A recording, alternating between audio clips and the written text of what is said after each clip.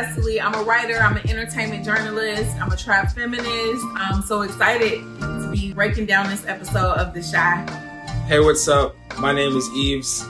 I'm black as fuck, I'm gay as fuck, and I'm super happy to be having this talk. Ses, how are you? I'm good. How are you? Did you eat a bologna sandwich last night? I was arrested last night. It was so stupid. That's why I'm asking if you had a bologna sandwich, because I think you and I've been locked up before. We were outside the governor's house protesting. It was like me and 20 black mothers. That's actually such important context for this conversation that we're about to have, because obviously in season 3 of The Shy, Kiesha is missing, and per usual, her little brother is going hard to find her, but so is her mother and her mother's partner, who is, also a black woman. So often black women, we are the only ones who got us. Right. Whenever we are talking about, black lives, I'm talking about Kiesha, the people that are less tended to, are our black trans women, our black women, who get the least amount of attention, the least amount of protection, and the least amount of respect. And for us to be protected, there is so much fucking criteria. If you are not presenting yourself in a certain way, if you are not behaving in a certain way, it's a problem. Right. Some of the initial curiosity about Kiesha being missing is actually about satisfying their own preconceptions about who they think she is, where they think she is, and what they think she's up to. Ultimately, whatever has happened to her is of her own making and of her own doing, because she is a 17-year-old girl who was out here fucking. I think what makes me upset is that even if Kiesha is out here fucking and doing what she wants to do, it doesn't excuse the behavioral actions of someone else's ignorance.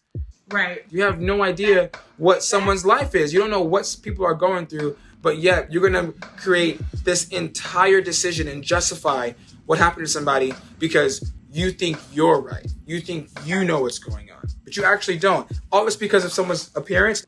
One of the things that we have in common is just around being judged by outward appearances, outward behaviors, and how people perceive us, even within the scope of blackness, right? Of course.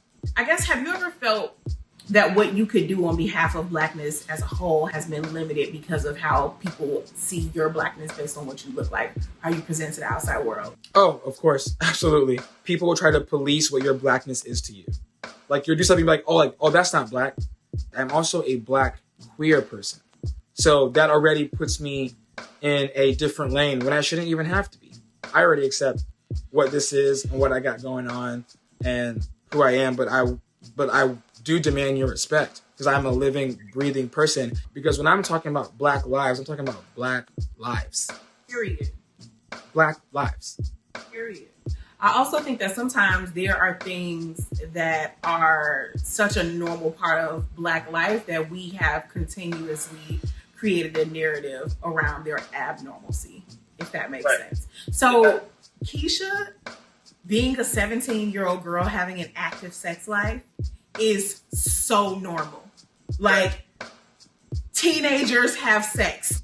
When we go missing and when shit happens to us, because shit do be happening to us, we have to go through a vetting process of whether or not people will give a fuck. There was this terrible, terrible situation I posted about last year around November 19th. But this beautiful black woman by the name of Sarah Butler, she went missing. And she met up with this man, and this dude killed her. When she was missing, 10 other black women had disappeared in that area. And then they finally found the guy who was not only responsible for her life, but for the other lives. And he said, the reason why I targeted black women is because no one would notice if they disappeared. Period. They say if you want the cops out of your neighborhood, tell them a black woman is missing. Come, let's talk about this. Right. And it's that mindset just right there, it leaks into law. It leaks into the social aspect of our worlds. There's no collective consciousness around their innocence and around their safety like there are with, say, white girls.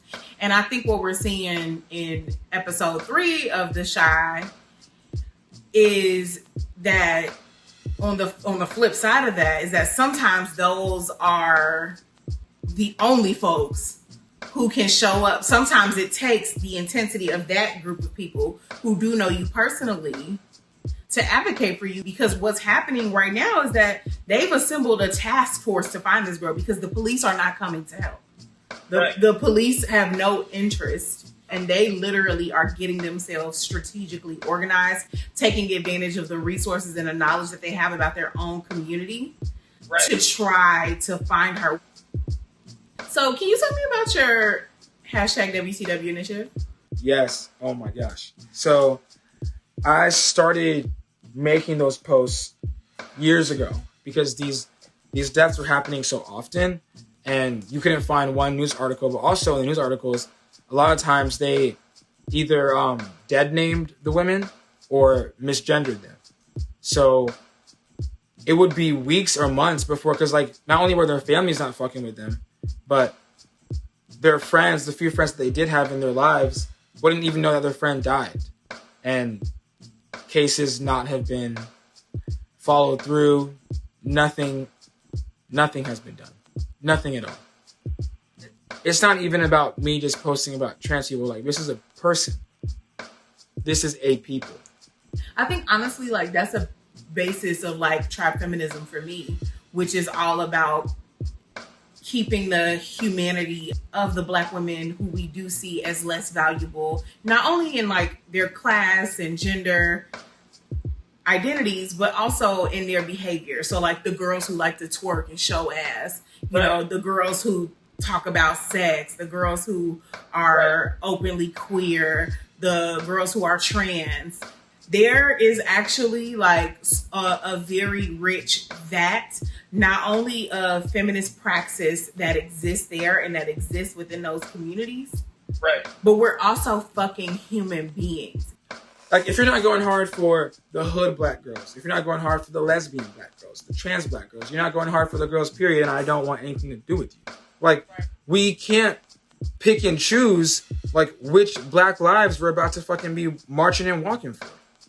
All the Black lives, the ones that make you uncomfortable, the ones you don't want to approach.